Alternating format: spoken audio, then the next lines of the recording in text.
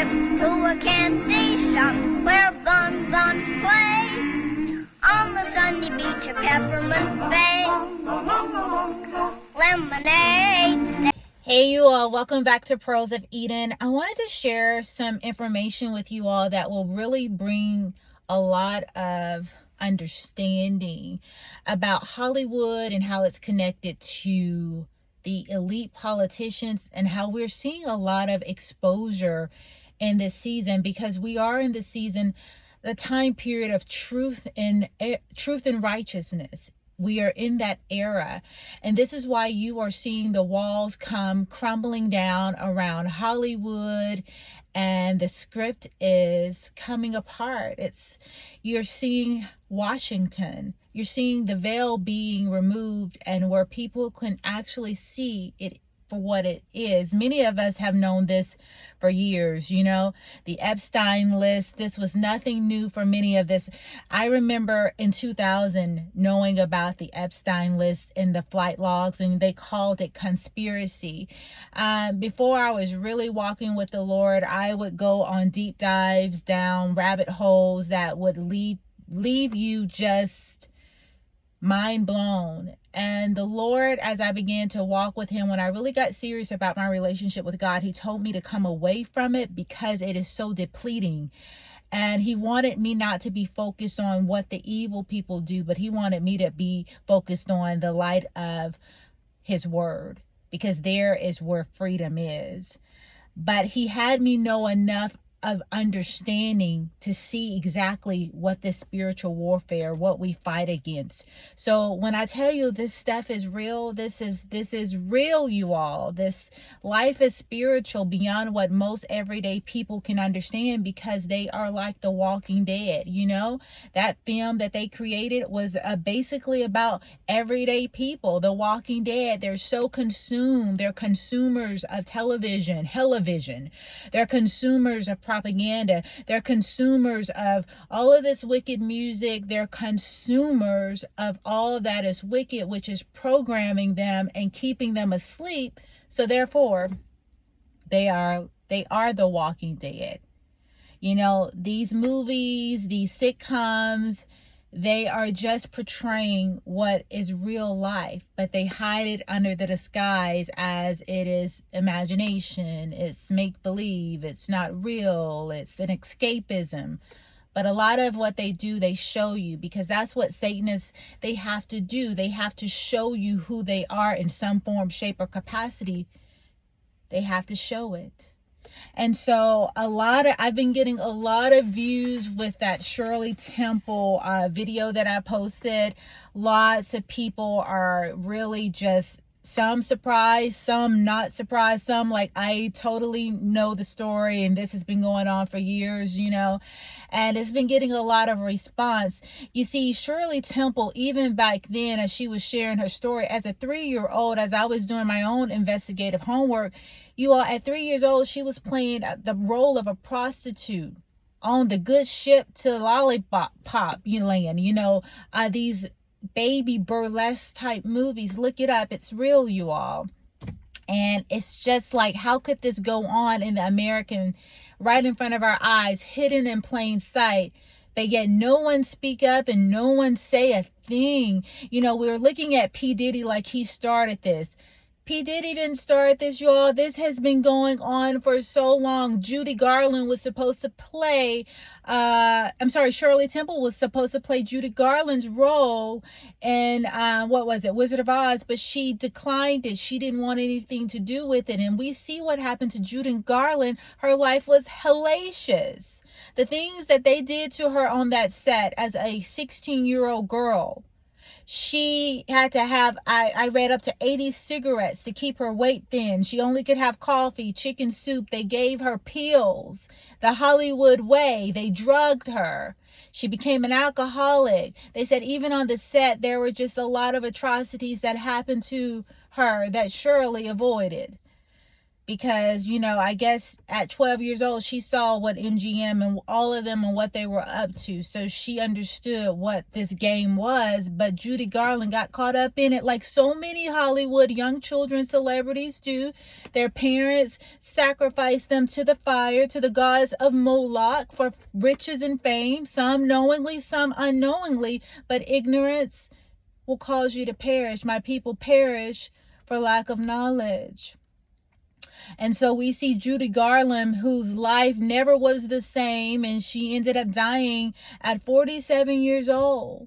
This is what she looked like at 47. This is what Hollywood will do to you.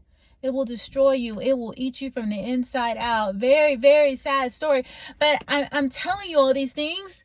I wanted to show you that Shirley Temple clip. I wanted to show you those things because this did not start with P. Diddy. This is not anything new.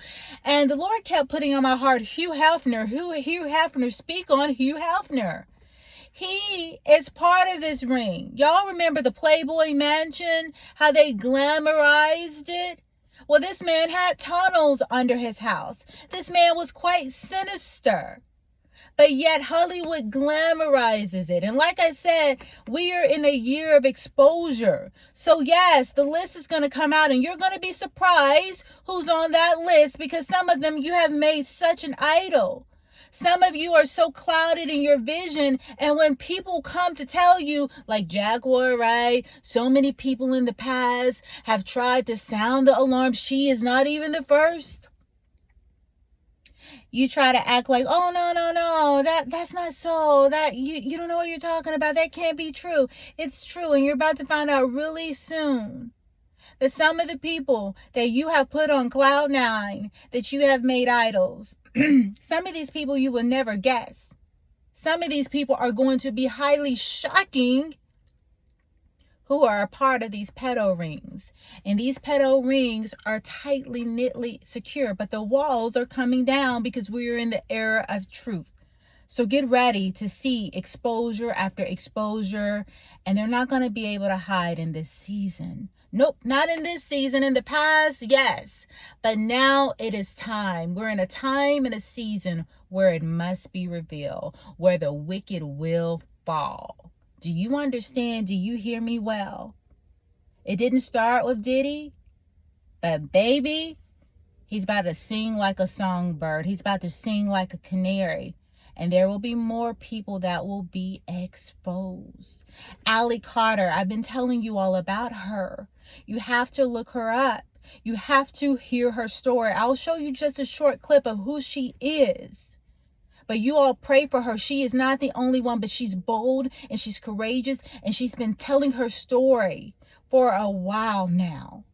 For those who have ears to hear, these people, these wicked elites in Hollywood, they want the energy. Why do they do this? Because it's satanic rituals. They believe they're getting some kind of sex power magic from doing these wicked acts. They like the young children, the younger the better. And Allie goes on and she tells how they use them as party favors. These people are sick. Putting them on tables like gift bags for the wicked to come and consume them in their sexual depravity, perversion, like you could never even witness. I'm going to show you some of the affidavit letters. Oh yes, it's coming, you all. I'm going to put the picture. Some of these things are just too graphic, but you can zoom in and read it for yourself. I'll put them in the video. It's wicked, you all. But we are here to sound the alarm because it's all about the children. It's always been about the children. And then everybody turns into like a frenzy and starts going into a crazed animal-like demonic state. And you have no idea what's going on. And yes, there was a time where I was just like completely don't give a shit because it happened. And I was the type of kid that thought that, you know, you're in the presence of royalty and they make it seem like you're in the presence of Hollywood, so you should be honored and you should be appreciating that you're there. And I was that person. I totally acted like that. I was like, oh, it's fine, you know, it really doesn't matter. But then it really did matter when my pimp was like, he had rules. He had lots of rules, and it was more money. And if you know the difference between a pimp, a John, and a trafficker, the trafficker is the supplier, but the pimp is collecting the money, and the John is doing the buying. So if the pimp is saying that Full House, actual, full-blown sex is... By the way, kids, don't watch this. Goodbye. I love you. Goodbye. If you found my stuff, get off right now. This is the moment where I'm telling you I'm angry. I forgot to put that reminder in the beginning. Okay, cool. Goodbye. What was I saying? Full House sex. Thank you. If the pimp paid for if there's rules to Full House sex, and there's rules to anal, and there's rules to all kind of different jobs. Okay, so at a certain point, I was not brought or traded for anal sex, but that didn't matter to a few celebrities that were there. It's not just celebrities, there's a lot of different people. They called it an all-black party, but it was mainly because a lot of the party favors were... You know how sick these people are? And Kim Porter, it's reported that she said, and this, let me just tell y'all, pregnant women having sex with all these other people. Why are they wanting to have sex with these pregnant women? Because they believe they are getting the energy of that innocent soul, that innocent baby. So if you're pregnant, that makes you even more valuable for these sickos to want to have sex with. So they would pass these women around, pregnant women, thinking they are gaining the energy of that child. This thing is spiritual. This is why they are after the children always. And this is why I refuse to be silent. You're going to choose this day. Choose this day what side of the road you're on. But this thing that is happening, it has to be exposed in this hour. Y'all get ready, because it's going to shock you who is on this list. Some of us already know all the regular names. All the regular folks that's been on these lists for years, that have been on the Epstein logs for years. It's coming forth. And you want to know about Allie Carter? One person, she said, who was not at these elite parties doing all of these sexual depravity acts. You want to know one person she said wasn't on the list? She never saw. The one that they want you to hate so bad. Donald J. Trump. She said he was the only one she never saw. Y'all better hear me and hear me well. They hate him because he's not like them. And they're afraid of being exposed. Why do you think that when he was in office, remember all of those stings, those human sex trafficking stings? They were finding children everywhere. Then we get the Biden-Harris, and we ain't heard no human sex trafficking operation stings, have we? No, because they're a part of it. They're a part of it. Y'all, we're about to see who's behind the curtain.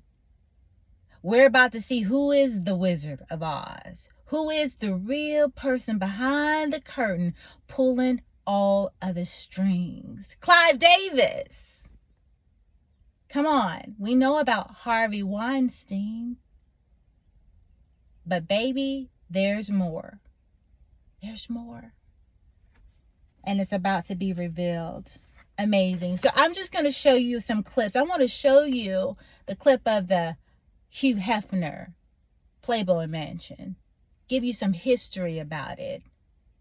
You can do your own research. Now, I don't want you going down rabbit holes, because the thing about it is it depletes you and it leaves you depressed, sad, angry, frustrated. What can I do?